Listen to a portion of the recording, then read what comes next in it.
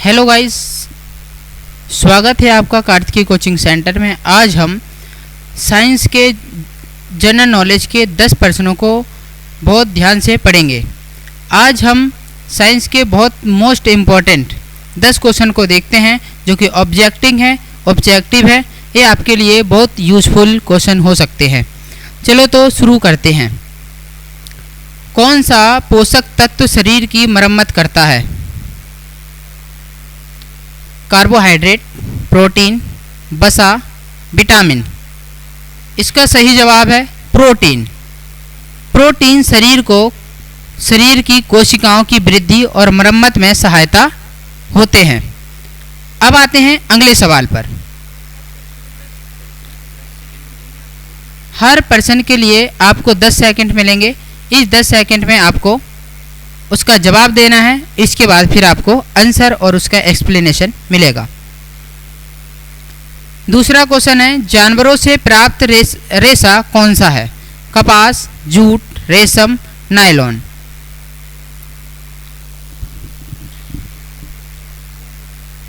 इसका सही जवाब है रेशम। रेशम कीट के इल्ली की तिल चीनी से प्राप्त होता है, इसलिए यह पशु रेशा है। अब आते हैं अगले सवाल पर।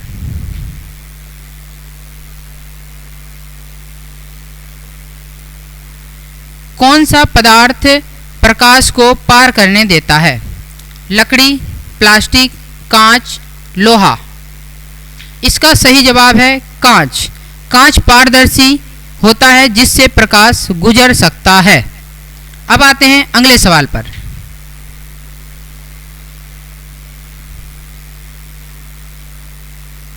पौधों की जड़ों का मुख्य कार्य क्या है?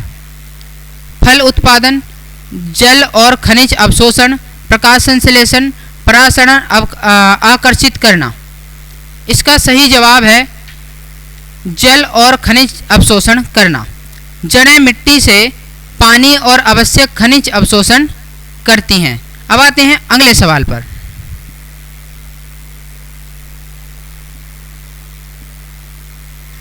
छाया का सबसे गहरा हिस्सा क्या कहलाता है?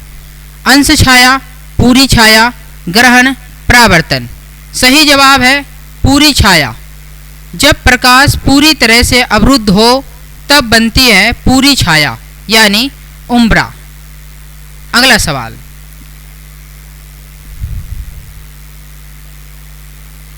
बिजली प्रवाह तभी होता है जब परिपथ हो। खुला परिपथ, टूटा परिपथ, बंद परिपथ, वायरलेस परिपथ। सही जवाब है बंद परिपथ।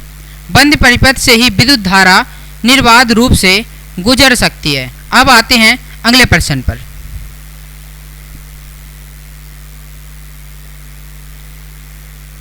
किस धातु में चुंबक आकर्षित करता है? सभी धातुएं, केवल लोहा, कोबाल्ट, निकल, लकड़ी और प्लास्टिक। सही जवाब है लोहा, कोबाल्ट और निकल। ये 3 चुंबकीय तत्व हैं और चुंबक उनसे आकर्षित होता है। ये चुंबक की ओर आकर्षित होता है।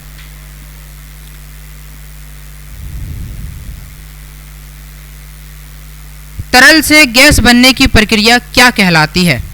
जमना, उपचयन, बाष्पीकरण, संघनन। सही जवाब है बाष्पीकरण। जब तरल से गैस बनता है तो उसे बाष्पीकरण कहते हैं। आते हैं अगले सवाल पर।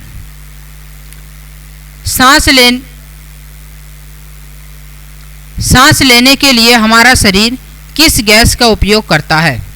Carbon dioxide, nitrogen, oxygen, hydrogen. सही जवाब है ऑक्सीजन।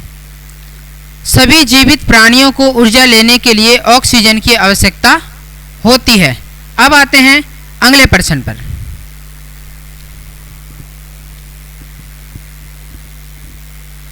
कचरे का सही प्रबंधन किस क्रम में होता है?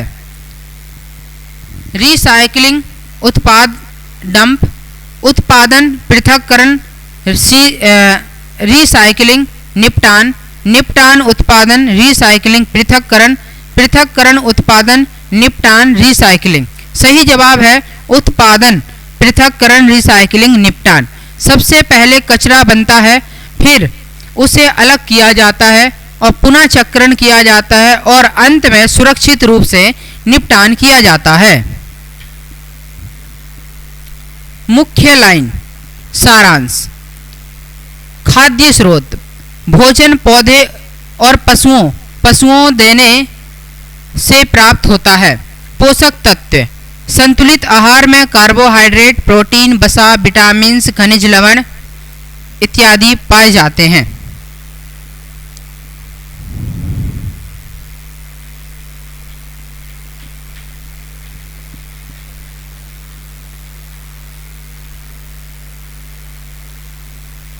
रेशे से वस्त्र, कपड़े, पौधे जैसे कपास हो गया, पशु जैसे ऊन, रेशम हो गया,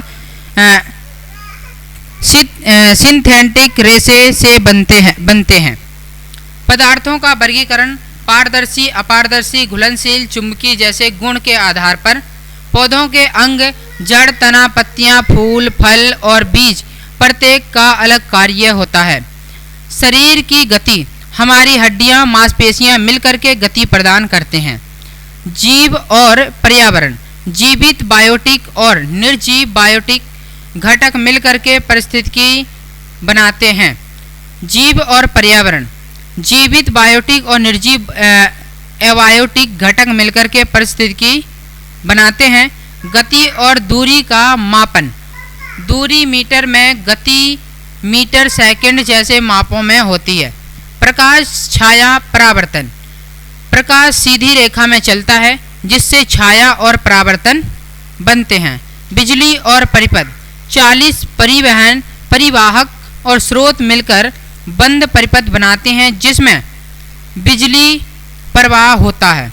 चुंबक, चुंबक में 2 ध्रुव होते हैं, विपरीत ध्रुव आकर्षित करते हैं और समान ध्रुव एक दूसरे से प्रतिकर्षित करते हैं, दूर हट जाते हैं।